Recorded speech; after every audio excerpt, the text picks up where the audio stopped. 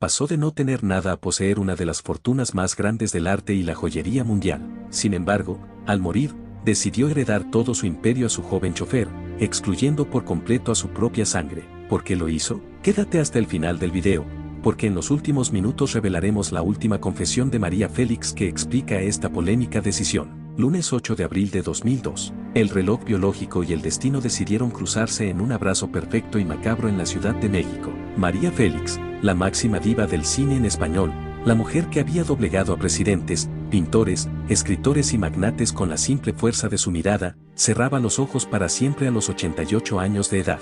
Lo hacía en la soledad de su casa, el mismo día en que celebraba su nacimiento. Aquella coincidencia matemática no pareció un hecho natural, sino el último capricho de una mujer que pasó la vida dictando sus propias reglas, incluso las de su propia muerte. La noticia paralizó los medios de comunicación del mundo entero. En las horas posteriores, el luto nacional se transformó rápidamente en un thriller de sospechas familiares, demandas judiciales y un circo mediático que culminaría meses después con la exhumación de su cadáver en medio de acusaciones de envenenamiento. El mito, lejos de apagarse, se encendía con la misma intensidad con la que ella vivió. Pero, ¿cómo fue que una joven provinciana de Sonora, criada bajo una disciplina severa y patriarcal, se convirtió en el símbolo absoluto de la mujer indomable? ¿Cómo logró que la industria del cine mundial se pusiera de rodillas ante ella, rechazando los contratos millonarios de Hollywood solo porque no estaba dispuesta a interpretar papeles de india sumisa? Esta es la radiografía de una mujer que decidió no ser una víctima de su época, transformando su propia existencia en una obra de arte, soberbia,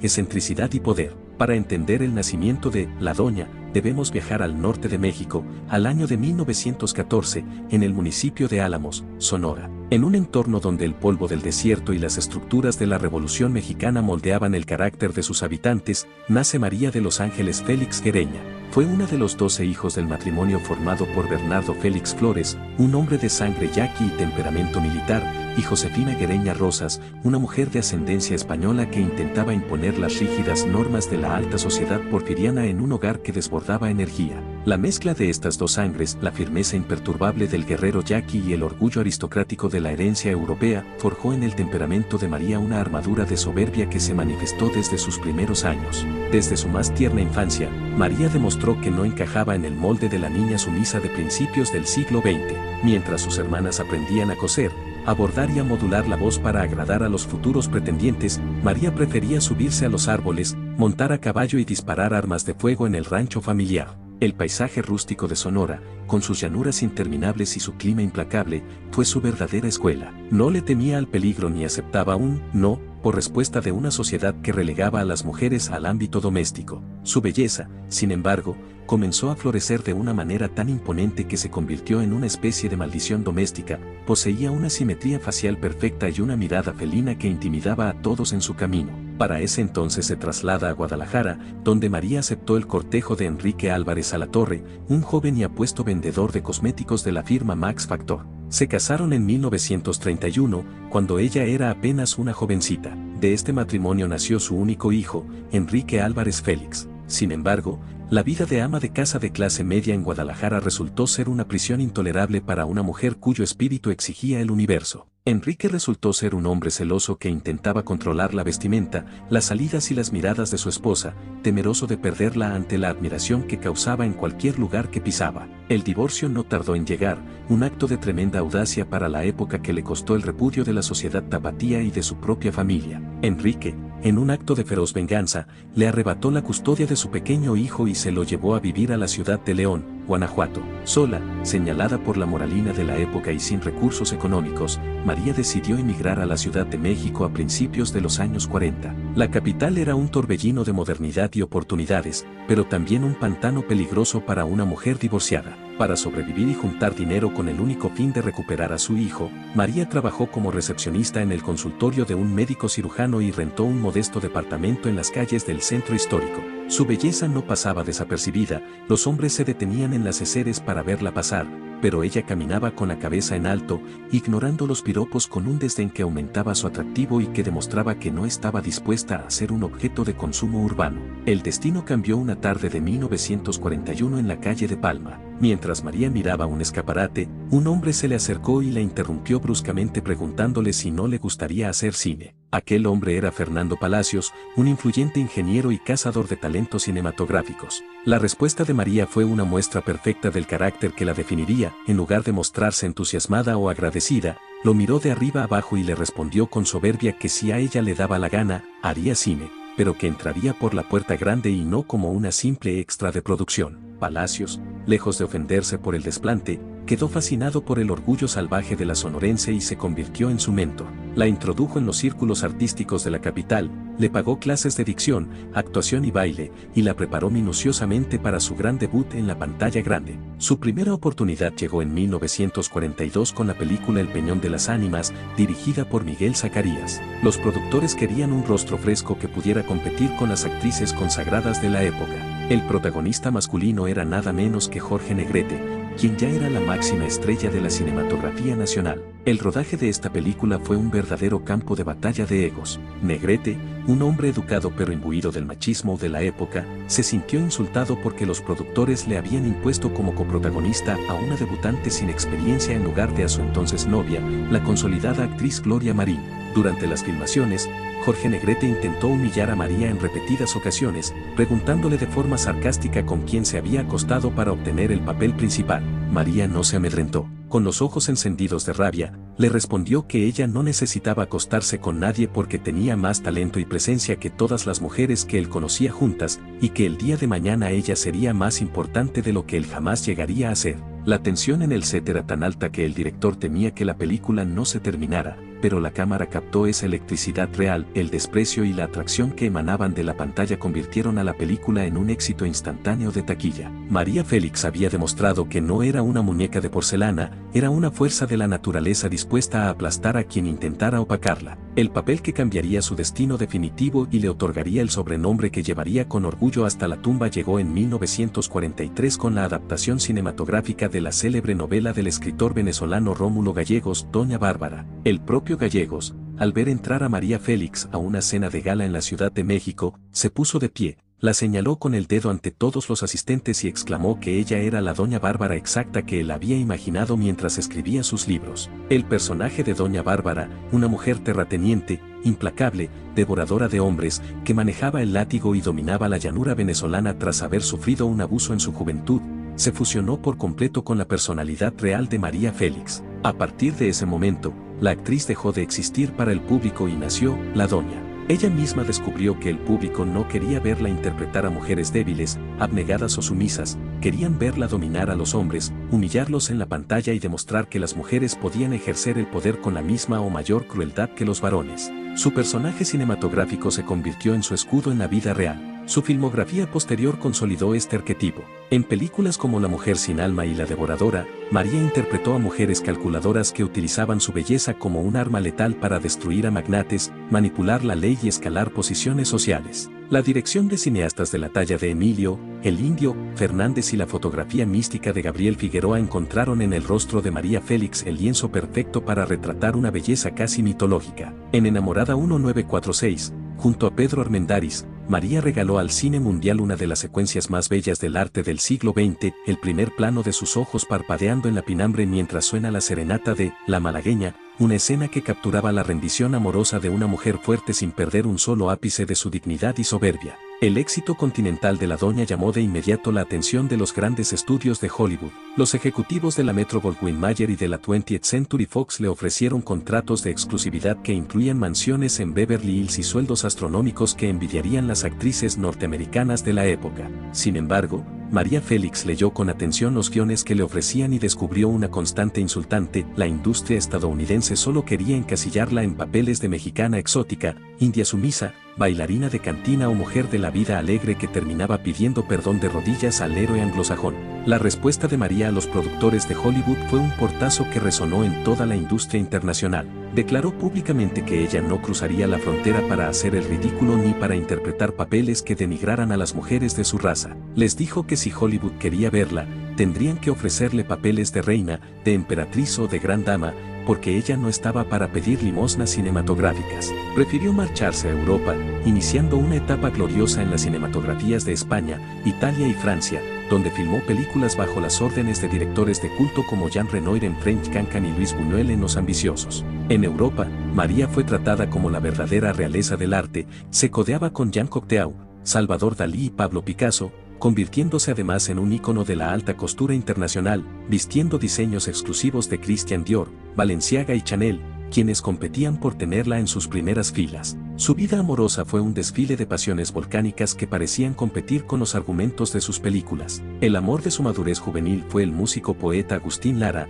el compositor más importante de México. El matrimonio entre El Flaco de Oro y la diva más hermosa del cine en 1945 fue calificado por la prensa como la unión de la fealdad genial y la belleza absoluta. Agustín Lara, un hombre físicamente frágil y con el rostro marcado por una cicatriz de navaja, quedó tan hechizado por María que le compuso la canción que se convertiría en su himno internacional, María Bonita, una pieza musical que se grabó en la memoria colectiva de todo el continente. El idilio, sin embargo, estuvo salpicado de celos enfermizos, infidelidades mutuas e incidentes violentos. Agustín Lara no soportaba que el mundo entero deseara a su esposa, y en una ocasión, en un ataque de locura celosa en su residencia de Acapulco, disparó un arma de fuego contra María, errando el tiro por escasos centímetros. Aquel balazo fue el fin del matrimonio. María empacó sus maletas, le devolvió las joyas y continuó su camino sin mirar atrás, demostrando que ni las canciones más hermosas del mundo podían comprar su libertad ni doblegar su orgullo. El giro más irónico y espectacular de su biografía amorosa ocurrió a principios de los años 50. Jorge Negrete, aquel hombre que la había tratado con desprecio en su debut y que juraba que nunca volvería a dirigirle la palabra, cayó rendido a sus pies tras el regreso de María de su exitosa gira europea. El cortejo de Negrete fue digno de un rey, le enviaba diarios de flores exóticas a París y la perseguía por los aeropuertos. En 1952, la pareja contrajo matrimonio en lo que la prensa denominó la boda del siglo. El evento se llevó a cabo en una espectacular finca en Tlalpan y fue transmitido por radio a toda América Latina. Se sirvieron platillos de alta cocina mexicana, aguas de sabores en vitroleros de cristal y la novia vistió un traje folclórico de alta costura que resaltaba su estampa de emperatriz ranchera. Sin embargo, la felicidad duró un suspiro. Jorge Negrete ya se encontraba gravemente enfermo de cirrosis hepática debido a una hepatitis mal cuidada en su juventud. Apenas un año después de la boda, Negrete colapsó durante una gira en Los Ángeles, California. María viajó de inmediato para estar a su lado, cuidándolo con devoción en sus últimos momentos de agonía en el hospital. Cuando el charro cantor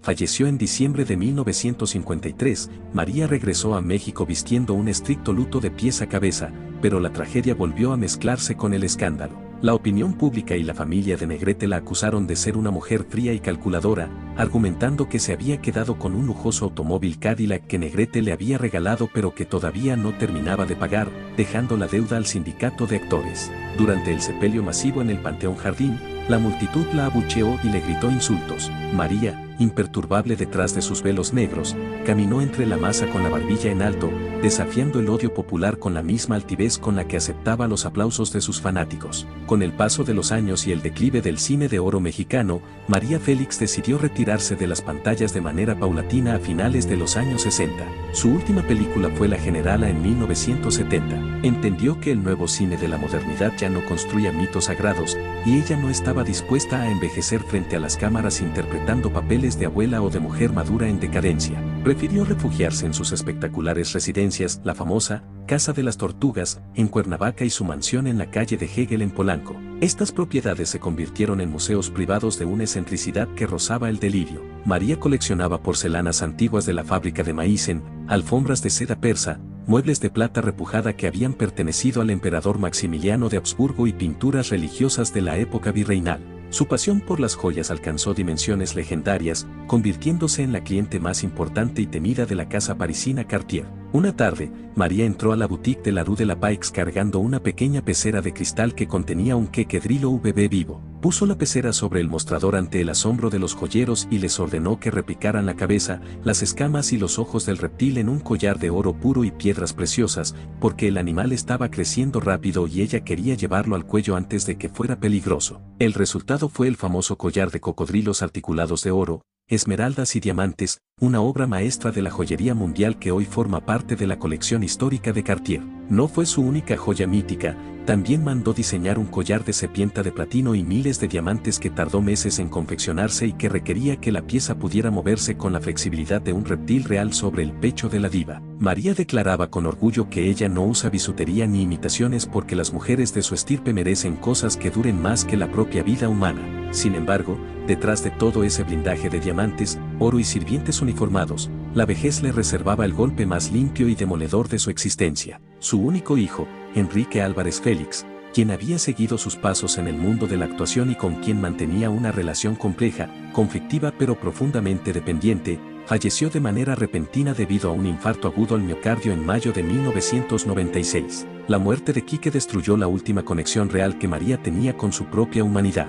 Quienes lograron entrar a la mansión de Polanco en los días posteriores al sepelio describieron una escena fantasmagórica, una María Félix que ya superaba los 80 años de edad, sentada en la pinambre de su sala rodeada de cuadros de Diego Rivera y reliquias imperiales, llorando en silencio mientras acariciaba los trajes y las fotografías de su hijo fallecido. La doña ya no tenía a quien heredarle su imperio estético, se había quedado completamente sola en la cima del mundo que ella misma había construido. En sus últimos años, la diva se recluyó en su intimidad, permitiendo el acceso solo a un círculo selecto de amigos y a su último compañero sentimental, el pintor francés Antoine Sapov, un hombre mucho menor que ella que se dedicó a retratarla como una deidad indígena y mística en sus lienzos. Las pocas apariciones públicas de María en la televisión o en eventos sociales eran auténticos terremotos mediáticos. Sentada como una reina en sillones de terciopelo, con sus enormes sombreros de diseñador y fumando puros habanos, María Félix lanzaba declaraciones lapidarias que sacudían a las nuevas generaciones. Criticaba la pérdida de elegancia de las mujeres modernas,